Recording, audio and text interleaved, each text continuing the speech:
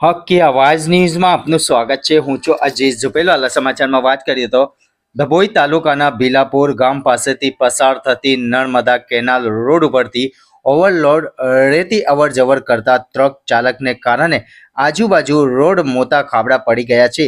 તેમજ 2 દિવસ પહેલા ઓવરલોડ રેતી ભરેલી ટ્રક પલટી મારી જતા રોડ પરની સાઈડનો કેટલોક ભાગ તૂટી જવા પામ્યો છે।